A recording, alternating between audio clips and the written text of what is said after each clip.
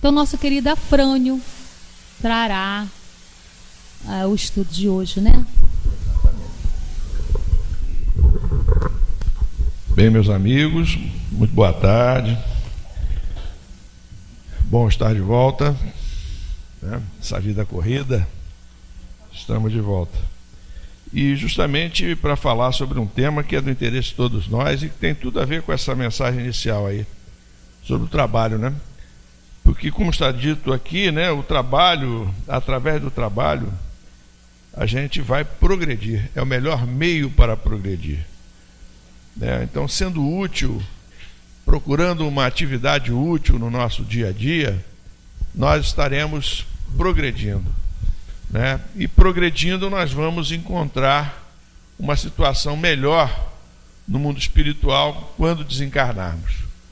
Porque, embora a gente sempre ache que não vai acontecer, né? Não está nunca preparado, eu acho que ninguém está preparado. Todo mundo sabe que vai desencarnar, mas ninguém está preparado para o momento que vai desencarnar. Quando a gente fala assim, um dia você vai morrer, aí o cara bate na mesa, isola, né? Não sei quando vai acontecer, vamos deixar isso para frente, vamos mudar de assunto, né? Mas o fato é que se nós estamos nos esforçando, né, para fazer o bem através do nosso trabalho, quer dizer, se nós estamos sendo úteis ao nosso semelhante, porque o que a doutrina nos ensina é isso, que ninguém vai crescer espiritualmente, ninguém vai progredir. Crescer espiritualmente é progredir, né, como espírito, se simplesmente se fechar numa redoma, se isolar do mundo e ficar apenas estudando, se tornar um grande detentor de conhecimentos intelectuais. Ninguém vai chegar a uma condição espiritual melhor. Vai ter apenas mais conhecimento das coisas, mas não vai progredir espiritualmente falando. Porque o progresso se dá em função da dedicação ao nosso semelhante. É através do nosso semelhante que nós progredimos espiritualmente. Então, essa é a lição que a doutrina espírita coloca para nós e que nós temos que procurar aproveitar esse esclarecimento para fazer o nosso progresso espiritual. E por que é tão importante a gente progredir espiritualmente? Bom, aí tem a ver com o tema da tarde de hoje. Porque o tema da tarde de hoje é o do capítulo 3 do Evangelho segundo o Espiritismo. Aquele capítulo que todos nós conhecemos muito bem, que diz assim: há muitas moradas na casa de meu pai. Não é verdade? E a gente, quando olha há muitas moradas na casa de meu pai, naquela época de Kardec, não haviam tantas constatações como nós temos hoje. Né? Porque hoje a ciência, ela prova a existência, ou a possibilidade da existência, de muitos mundos físicos que podem ser habitados por vida semelhante à que nós temos na Terra. Então essa é a grande busca do homem, que se volta apenas para o material, né?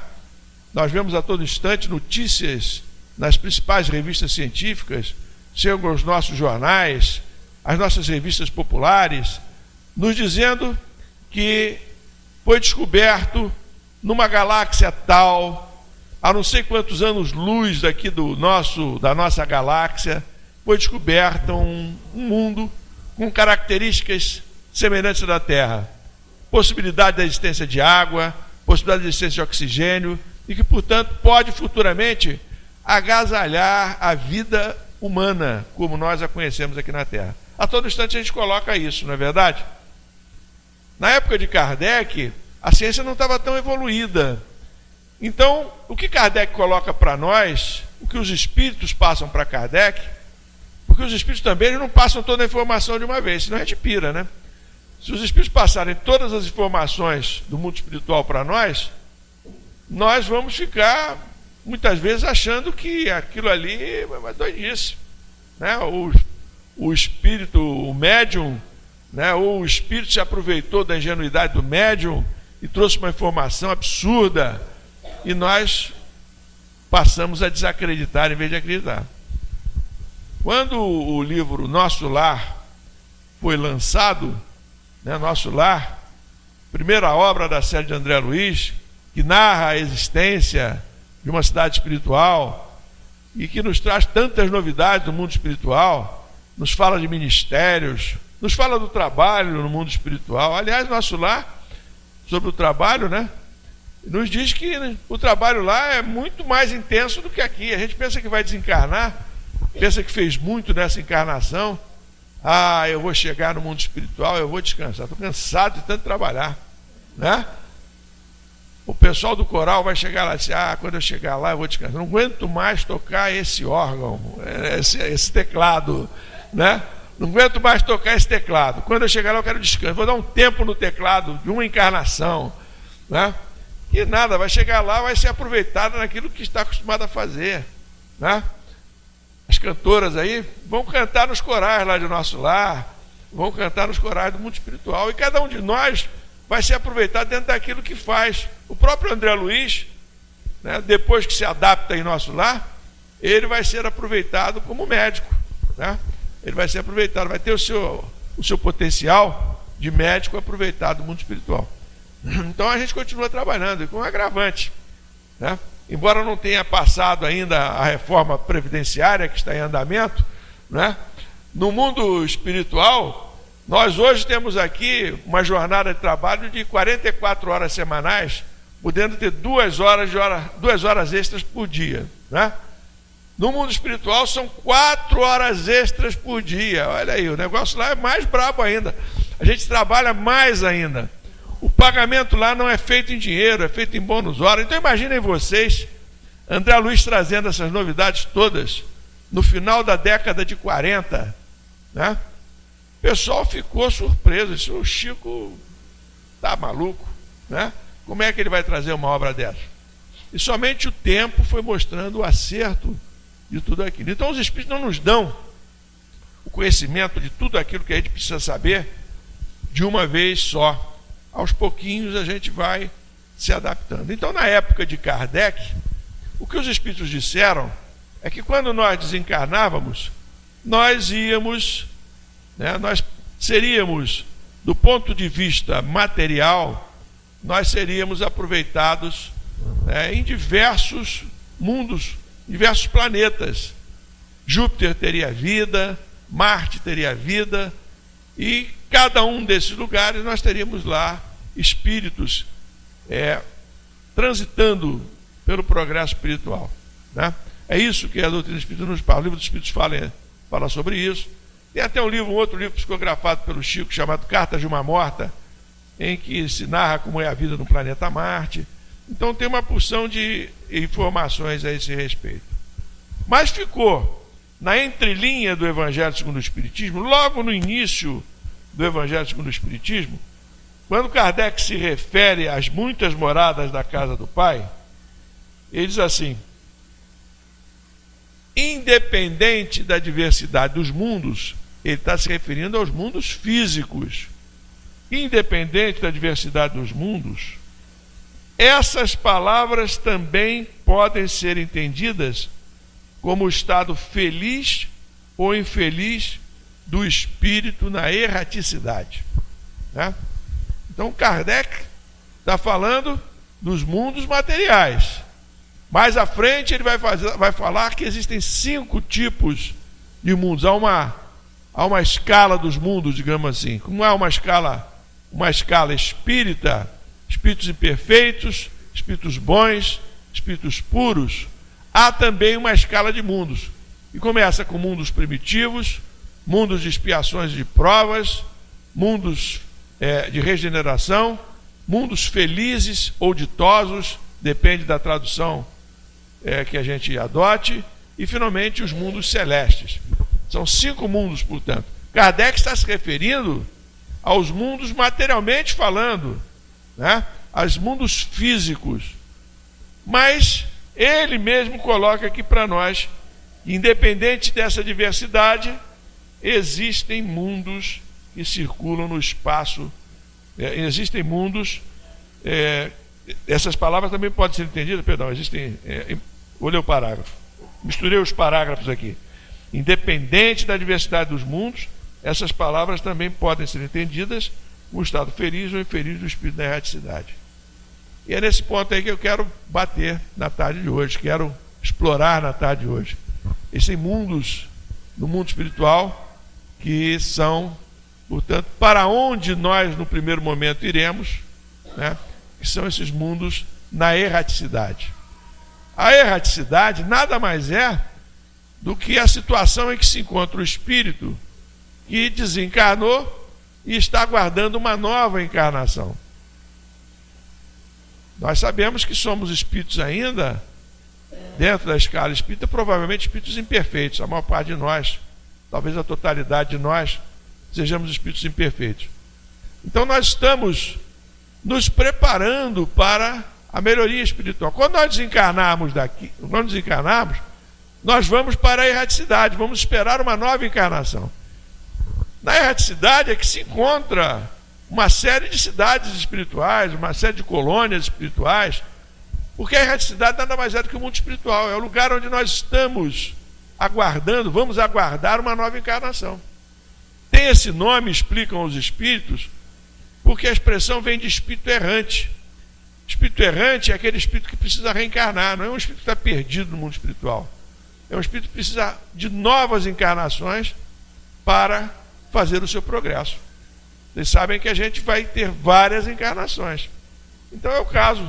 O espírito errante vai ficar na erraticidade, no mundo espiritual, e vai para uma região que esteja de acordo com a sua vibração.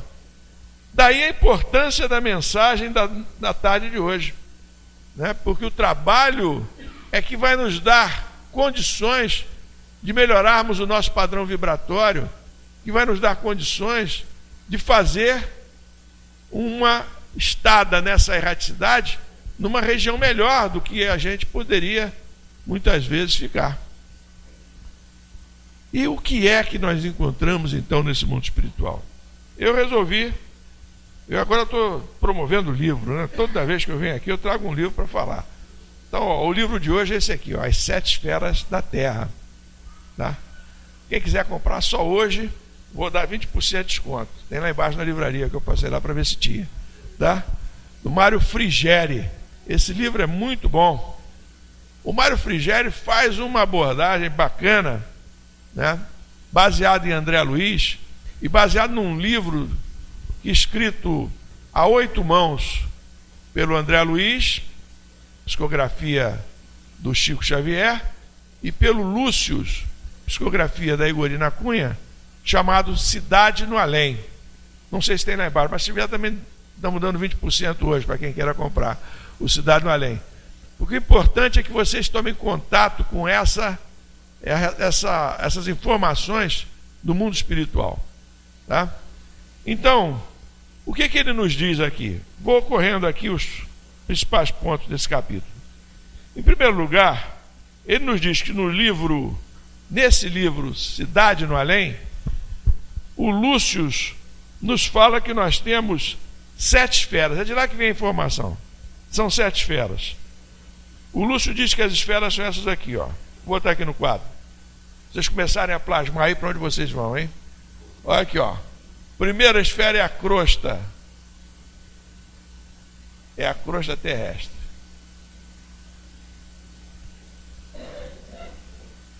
Essa aqui é que nós estamos, né? A segunda esfera é a do umbral grosso.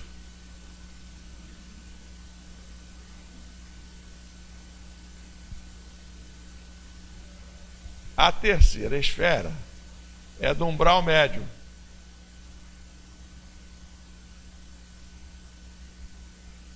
A quarta esfera é a do umbral.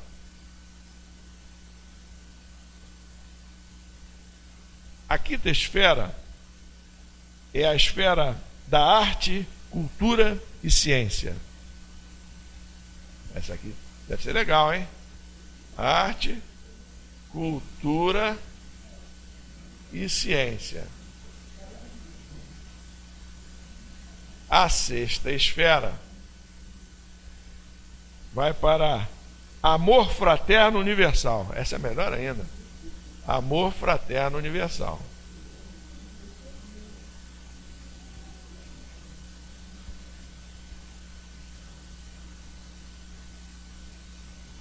E a sétima esfera é justamente a de diretrizes do planeta.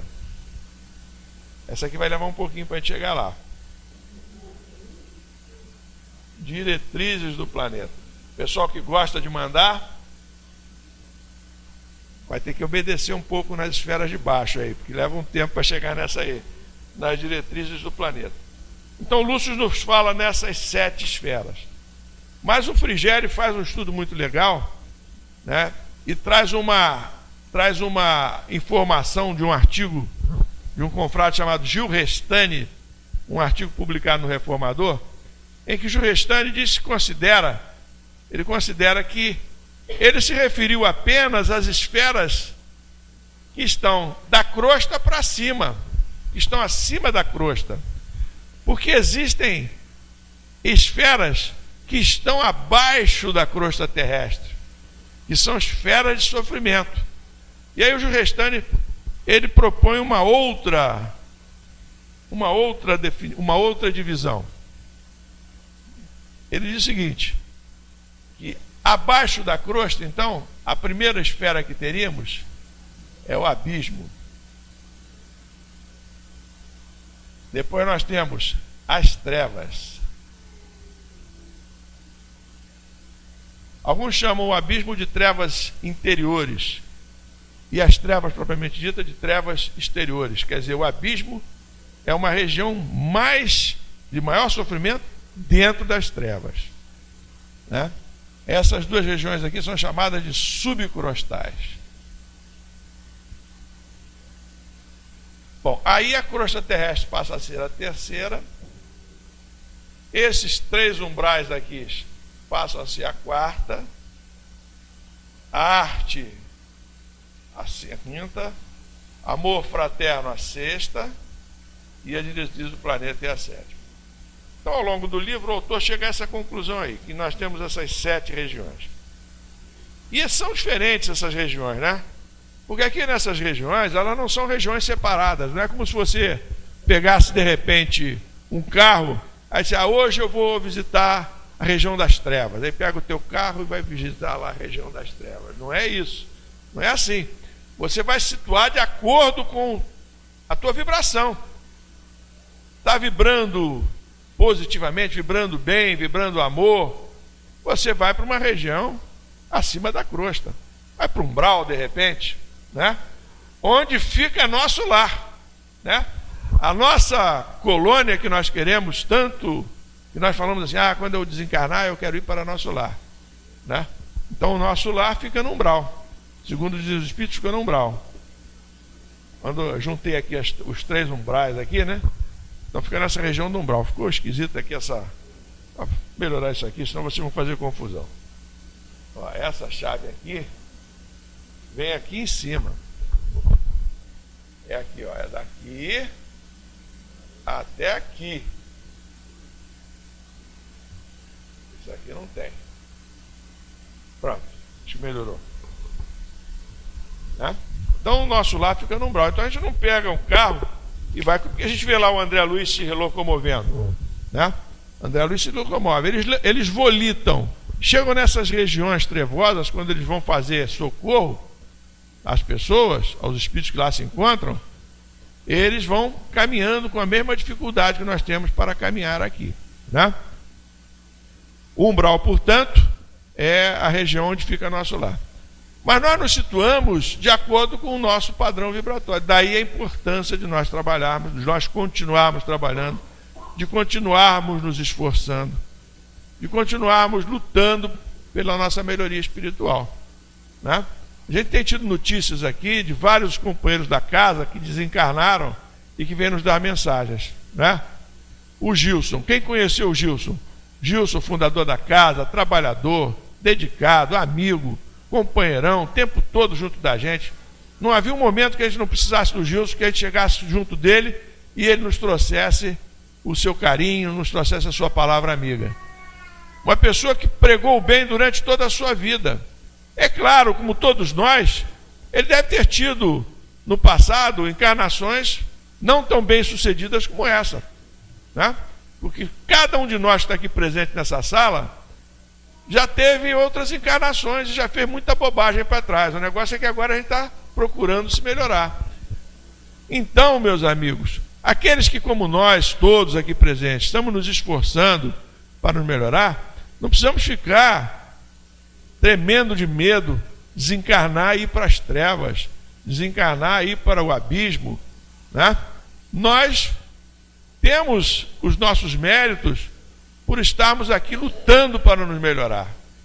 Então, nós precisamos confiar em Deus, confiar nesse esforço que nós estamos tendo para chegarmos a uma condição espiritual melhor.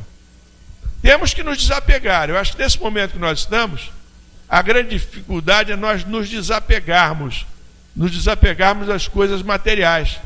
Porque nos dizem os Espíritos que muitos daqueles que desencarnam, não estou dizendo trabalhadores, como sei que todos vocês estão se esforçando para ser, mas aquelas pessoas que levam a vida gozando apenas bens materiais, não faz o mal, mas também não faz o bem, as pessoas passam pela vida. Essas pessoas, a maior parte delas, pelo seu apego material, a maior parte das vezes elas permanecem junto às suas próprias, os seus próprios bens materiais nas casas, nos seus lares que deixam aqui na terra, né? Até que possam ser socorridos, possam ser esclarecidos e possam ir para regiões onde possam ter novas aspirações. Tá? Então é isso que a gente precisa compreender, né? Que existe toda essa região espiritual. E se a gente trabalhar muito, né? Nós de repente podemos fazer um curso lá na arte da cultura e da ciência, né? Em reunião mediúnica, né? Nós tivemos muitas vezes a visita do nosso companheiro João Carlos Cunha, que também foi uma pessoa boníssima, também fundador da casa, né? Pessoa sobre quem não para a menor dúvida de que aproveitou bem a sua encarnação. Então João de vez em quando aparecia, deixava uma mensagenzinha para nós no final da reunião mediúnica. Um dia para nós, que eu digo para o grupo mediúnico e para todos da casa que tinham acesso àquela mensagem. Então João um dia disse: bom, eu agora vou me afastar uns tempos porque eu vou fazer um curso. Olha que coisa boa, pessoal. Vai fazer um curso. E foi fazer um curso e ficou fora uns 3 ou 4 meses. Nós nem nos lembrávamos mais que o João tinha ido fazer um curso. De repente ele volta do curso. Acreditamos nós que ele tinha ido fazer um curso nessa esfera aqui da arte, da cultura e da ciência. Um curso para melhorar a atuação dele como espírito no mundo espiritual, né? Porque a gente desencarna, como eu comecei falando, a gente continua trabalhando, né? Estamos ligados à casa, vamos trabalhar aqui na esfera da casa. De vez em quando aparecem alguns companheiros nossos desencarnados e brincam conosco assim, né? A Marilda, muita gente conheceu a Marilda, né? Marilda brincalhona, que vinha aqui anunciar os eventos e tudo mais. De vez em quando a Marilda aparece e brinca com a gente assim: olha, tem vaga aqui em cima esperando vocês, hein? E alguém quer saber de ocupar essa vaga? Chega, vai lá, Marilda, pô, vai brincar com outro, pô, né? Então é isso. Ela continua com o seu senso de humor intacto no mundo espiritual, brincando com a gente, né? Outros, como a Irani, hoje quando eu cheguei aqui estava um cheirinho gostoso de comida, rapaz. Por um momento me lembrei da Irani. Já contei a história da Irani aqui várias vezes, né? A Irani fazia o cachorro quente. No dia do cachorro quente dela, a gente ficava aqui salivando aqui em cima. Era um problema. Tinha que descer e comer um cachorro quente. Porque a Irani fazia um cachorro quente inigualável. Sem desmerecer o cachorro quente que algum de vocês aí possa fazer. Mas o da Irani era inigualável. E aí eu descia, chegava lá, ela estava com aquele sorriso lindo, nos recebia. Come mais uma, Frane, sabe que eu sou glutão mesmo? Come mais uma, Frane, né?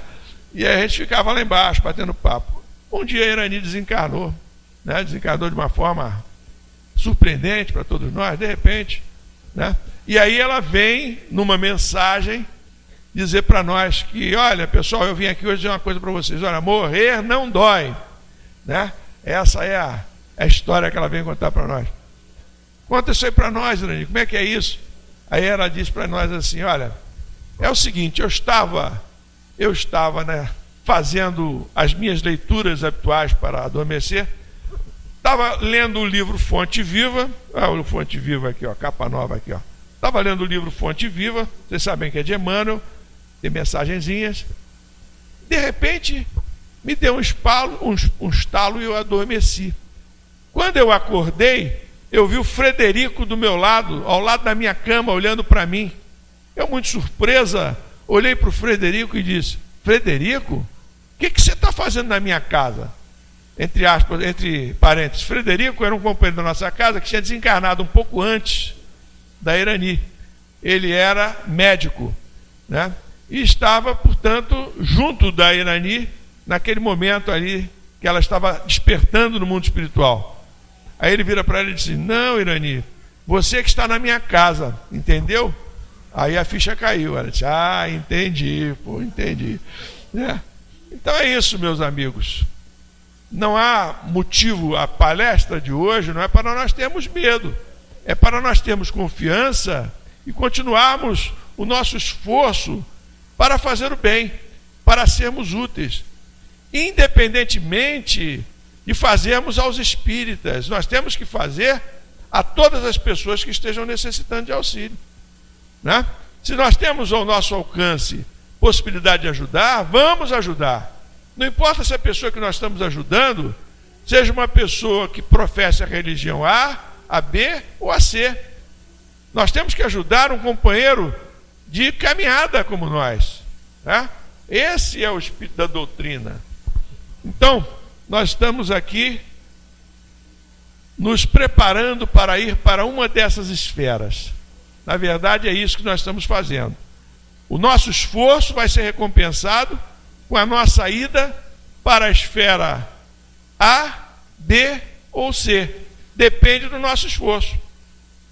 Deus ajuda as criaturas através das próprias criaturas, nos diz André Luiz.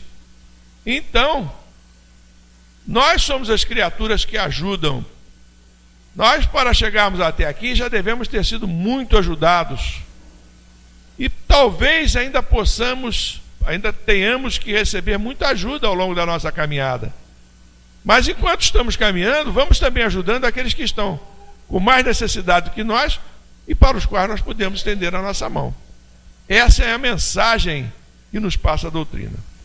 Mas eu queria falar do livro, queria falar um pouquinho de cada uma dessas regiões aí, né? Então a gente vai correndo os capítulos do livro, né? A gente vê aqui, né, no capítulo 2, eu marquei aqui, ó, André Luiz, em nosso lar, vou ler o parágrafo de novo. André Luiz estranha em nosso lar a menção feita pelo governador em seu discurso aos círculos da terra, do umbral e das trevas, né? É daqui que nasce a ideia do Gil Restani de fazer propor essa nova arrumação aqui das 7 esferas da terra, né? Essas esferas a gente se situa de acordo com o nosso padrão vibratório, não é uma coisa geográfica, é uma região que nós vamos de acordo com o nosso padrão vibratório. Então, o Lúcio propõe essa que está em preto, e o governador espiritual lá de nosso lar fala em trevas e abismo, né? Então, a partir daí, o Gil Restani constrói o artigo e propõe aquela que está em vermelho ali. Chamamos trevas, é melhor ler tudo aqui, senão a gente começa a abreviar.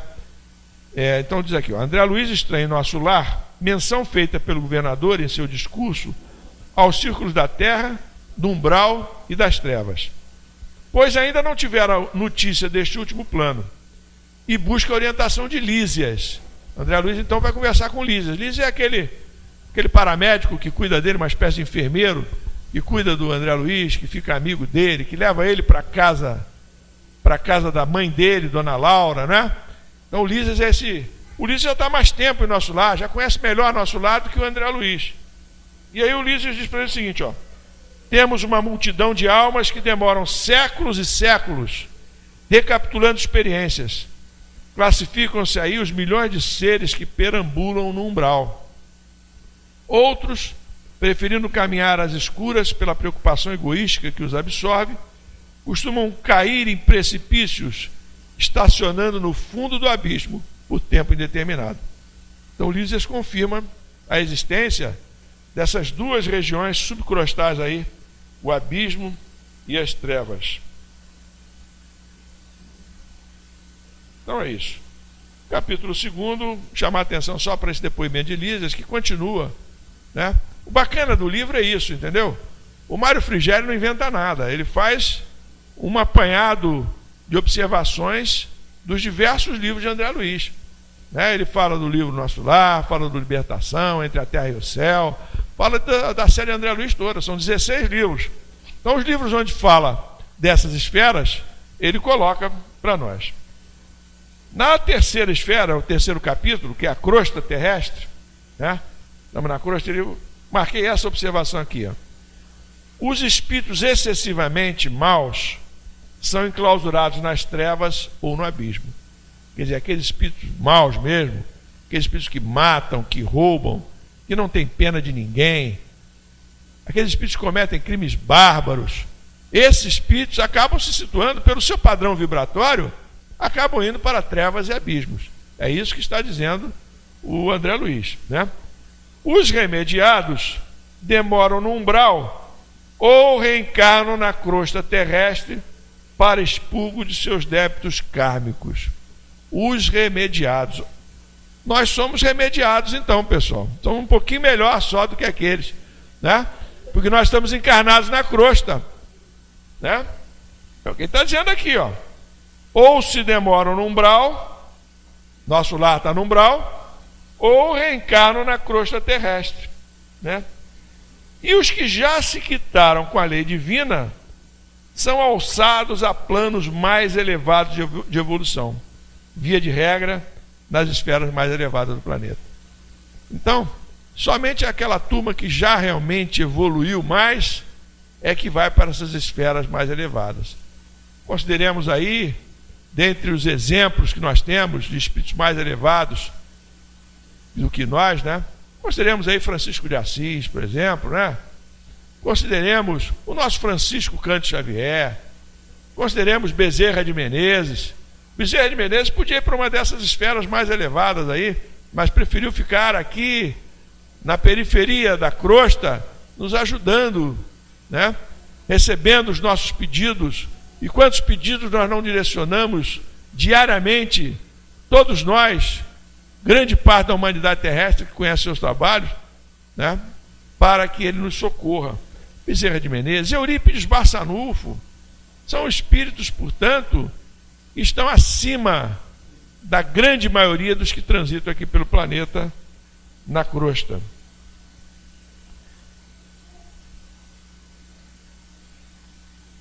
Bom, vamos deixar esse capítulo só com essa observação. Tem muito mais coisa interessante aqui, né?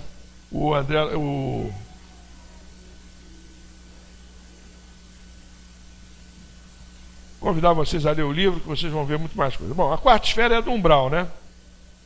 Aí nessa esfera do umbral, o Mário Frigério, ele começa a fazer algumas observações baseadas no nosso lar. Ele diz assim, ó: o umbral começa na crosta terrestre. É a zona obscura de quantos no mundo não se resolveram atravessar as portas dos deveres sagrados a fim de cumpri-los, demorando-se no vale da indecisão ou no pântano dos erros numerosos. Então, umbral para aquelas pessoas que são muito indecisas ou que se demoram muitas vezes no pântano dos erros, pessoas que erram muito. Lembre-se que o umbral tem lá, tem 3 momentos do umbral. Umbral grosso são esses espíritos mais atrasados, né? Umbral médio, que são um pouquinho melhores, e umbral propriamente dito, que são aqueles que já estão um pouquinho melhores, e é onde se situa nosso lar. Ele diz assim: funciona, portanto, como região destinada a esgotamento de resíduos mentais, uma espécie de zona purgatorial, onde se queima a prestações o material deteriorado das ilusões que a criatura adquiriu por atacado, menosprezando o sublime ensejo de uma existência terrena. Essa é uma frase, é um trecho que o Frigério retira do livro Nosso Lar. Quem quiser conferir, página 69 do livro Nosso Lar. E mais à frente diz: é nessa zona que se estendem os fios invisíveis que ligam as mentes entre si. Quem pensa está fazendo alguma coisa alhures, e é pelo pensamento que os homens encontram no umbral os companheiros que afinam com as tendências de cada um, né? Então aqui no umbral é que a gente vai se conectando uns aos outros pelo que pensamos, né? Então é isso, umbral. Vamos para a esfera seguinte.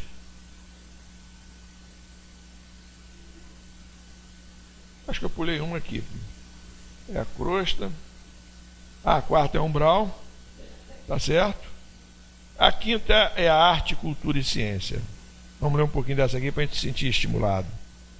Acerca desse quinto orbe, né? Não é uma coisa inatingível, inalcançável. É isso que eu acho que a tônica do livro, já falei aqui do João, que foi fazer um curso por lá, né? Acerca desse quinto orbe, cremos haver encontrado uma bela e ilustrativa página mediúnica de Victor Hugo. Nessa página, o inesquecível escritor francês narra o voo cósmico que o instrutor espiritual Alfém levou seu pupilo Paulo, recém-liberto da carne, a fim de prepará-lo através da visão inebriante dessas regiões divinas para a última encarnação na Terra, né? Então, ele extrai aqui do livro do Victor Hugo, é um romance do Victor Hugo, é Na Sombra e na Luz o nome do romance do Victor Hugo. Acabou de ser reeditado pela FEB. E tinha uma letrinha pequenininha, o pessoal que já tem um pouquinho mais de idade, já tem um pouquinho mais de dificuldade, letrinha chata de ler. Eles agora reeditaram o livro, uma letra bem maiorzinha, dá para todo mundo ler, né? Mas em compensação o livro também cresceu um pouco, ele era fininho assim, agora está assim. Então um pouquinho mais grosso, né? Mas vale a pena, é uma história muito linda, né? Não vai dar para a gente ler aqui, ele transcreve aqui 4 páginas do livro, né? Mostrando como é bonita essa região, essa esfera da arte, cultura e ciência. É tudo aquilo que nós aspiramos aqui no planeta que nós nos encontramos, onde há harmonia, onde há solidariedade, onde há fraternidade. Tudo aquilo que a gente quer um dia encontrar aqui no nosso planeta se encontra nessa esfera aí. E apenas aqueles espíritos que já conseguiram alcançar esse estágio evolutivo é que têm acesso. Então, o Alfém leva o Paulo, que vai ser o protagonista lá do livro do Victor Hugo, Na Sombra e na Luz, né? Ele leva para que o Paulo veja o que é essa esfera e ele se tome de estímulo para ser bom na encarnação dele, para conseguir conquistar o espaço dele naquela região quando desencarnar, né? Então, vou deixar para vocês lerem também depois com o livro na mão. A sexta esfera do amor fraterno universal, por ser tão elevada, certamente não podemos fazer um juízo meramente conjectural. É desse plano verdadeiramente sobreceleste que sem dúvida desceu o mensageiro Asclépios, materializando-se no santuário da bênção em nosso lar, para uma formosa preleção a seus habitantes. Aí ele cita uma passagem do livro, eu acho que, deixa eu ver aqui se ele menciona o livro.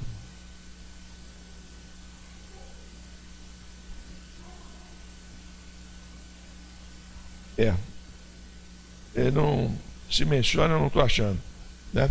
Mas ele deve mencionar o livro, sim. O Asclépios, é no Mundo Maior? Não, Obreiros de Vida Eterna. Obreiros da Vida Eterna, no finalzinho ele fala Obreiros da Vida Eterna, páginas 49 a 51.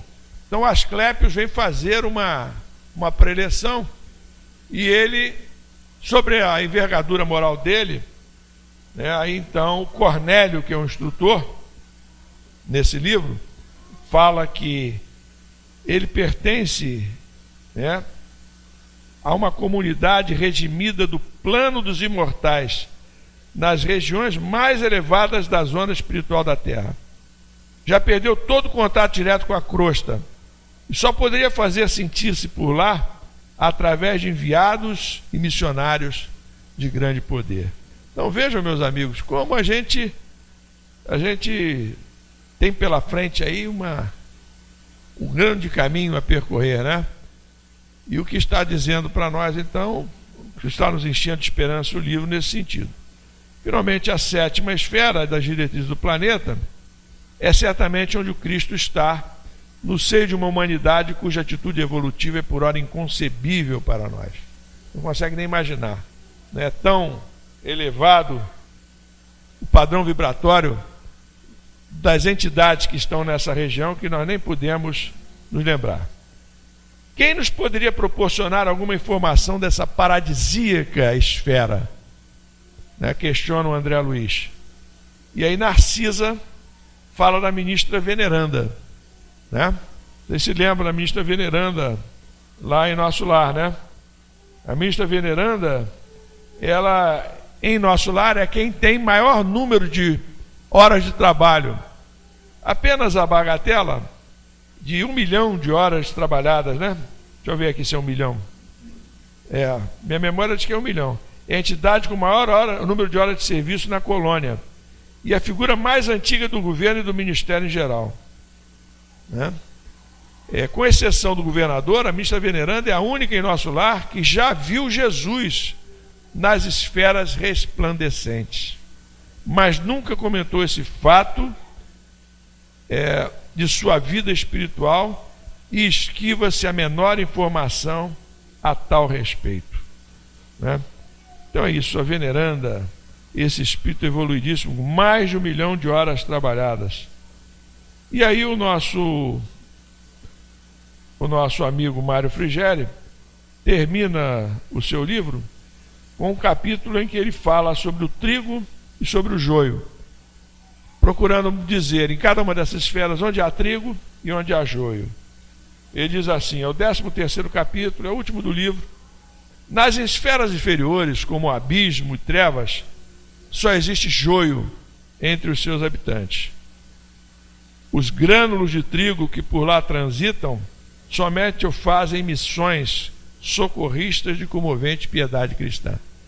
Então, nessas regiões de trevas, regiões de abismo, só tem joio. Quer dizer, só tem aquilo que nós não aproveitamos. O joio, diferentemente do trigo, ele não tem aproveitamento comestível, digamos assim. Então é isso. Nessa região, o pouco trigo que nós vemos lá são pessoas que vão lá, são espíritos que vão lá, missionários. Nós vemos o próprio André Luiz em caravanas que descem até essa região. No próprio livro Obreiros da Vida Eterna, que foi falado aqui agora, na primeira parte do livro, eles visitam uma casa transitória, que se situa nessa região de sofrimento. E a gente vê o André Luiz lá, com o Jerônimo, acho que é o Jerônimo que orienta ele nessa empreitada.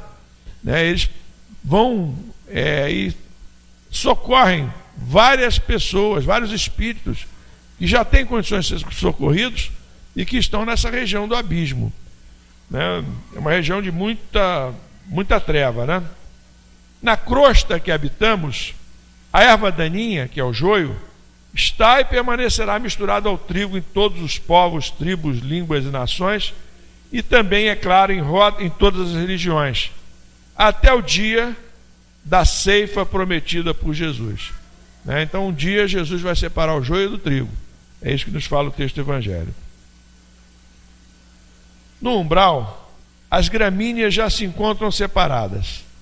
O trigo juntado nas cidades fortificadas, como Nosso Lar, simbolizado nos celeiros da parábola, o joio espalhado pela terra da liberdade. Quer dizer, aqueles que estão fora das muralhas, digamos assim, das muralhas fortificadas de Nosso Lar. A gente sabe que o Nosso Lar é cercado por uma muralha, uma muralha eletromagnética. Na quinta esfera, arte, cultura e ciência, só existe trigo entre seus habitantes, como vimos na descrição de Vitor Hugo, sem necessidade de cidades fortificadas, como no umbral, o que transforma o orbe todo numa aurifulgente megalópole de eleitos. Então, nessa arte, cultura e ciência já não tem mais essas paredes fortificadas. Na esfera do amor fraterno, o trigo atinge evidentemente as suas mais elevadas quintessências. E, finalmente, nas diretrizes do planeta, ou sétima esfera, é que Jesus, o pão da vida, se abalou um dia há 20 séculos para vir humildemente bater a porta da nossa obscura morada. Então, em rápidas palavras, esse é um panorama do livro. Vale a pena ler. É rápido. Dá para ler as 7 esferas da Terra. Dá para ler num dia, com certeza, né? Um dia você consegue ler tranquilamente. Depois você marca o livro todo, como eu fiz. Eu já li algumas vezes e aí a gente depois sai marcando tudo, né? Então a lição da tarde de hoje, há muitas moradas na casa do meu pai, é uma lição de esperança para todos nós. Como bons estudantes, né, que um dia nós fomos e que ainda somos. Eu, quando estudava, eu entrava numa prova querendo saber quanto é que valia a prova. Vale 10? Então eu vou estudar para tirar 10. Eu quero tirar 10, né? Eu gostava de tirar boas notas, gostava de me esforçar. Eu acho que esse deve ser o nosso caráter aqui. Quanto é que eu posso tirar hoje com as nossas, numa avaliação, com as nossas dificuldades? Porque todos nós já estamos com alguma idade, já temos alguma dificuldade, já não temos o mesmo pique que tínhamos no passado. Mas quanto é que dá para a gente tirar hoje? Dá para a gente tirar 10? Então vamos nos esforçar para tirar 10. Dá para tirar 9? Vamos nos esforçar para tirar 9, mas vamos nos esforçar. É como se a gente estivesse sendo assim: vamos nos esforçar. Já dá para a gente pensar nessa diretriz do planeta? Bom, eu não consigo pensar em mim nessa diretriz do planeta ainda, mas eu já consigo pensar o seguinte: vou me esforçar para ir para essa aqui, ó, arte, cultura e ciência. Tá bom?